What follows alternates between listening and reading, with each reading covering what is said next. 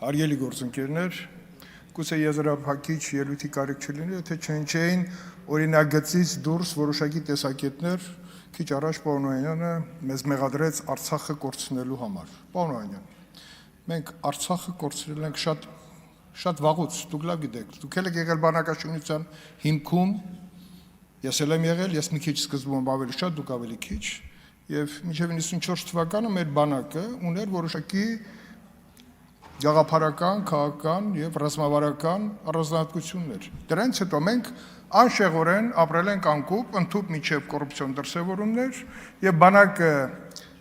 16 թվականին արդեն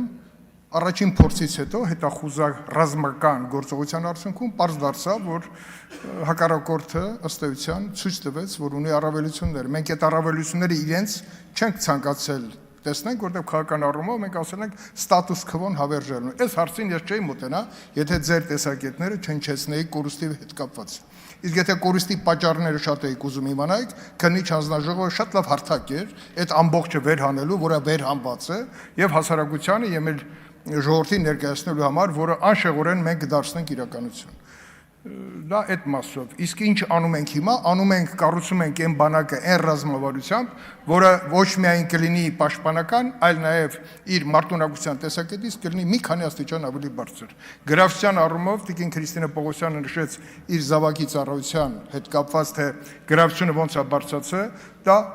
ոչ միայն ականատեսի, դա ծնողի տեսակետ է, ոչ միայն մեր գործընկերի։ Եվ այդպես է համատարած։ Ես մոտեցա մեր գործընկերներին Աննա Գրիգորյան հարցնեի քվեարկությունը, որտեղ չէի հիշում ոնց են քվեարկել, բայց ինձ ասաց, որ չեն քվեարկել, ես դա ըմբռնումով եմ մոտենում, որտեղ այս նախագծին ոչ դեմ, ոչ ձեռնպան բան չի, որտեղ մայրը ուզում է, որ երեխան ծառայությունը լինի անվտանգ, այլ միջավայրում, եւ այդ միջավայրը այսօր իրականությունն է։ Ուստի կոչ եմ անում կողմ քվեարկել, որովհետեւ հաջորդիվ մենք գնալու ենք առաջ, ունենալու ավելի կրթված, ավելի լավ սպառազինությամբ կանոնավոր բանակ։ Շնորհակալություն։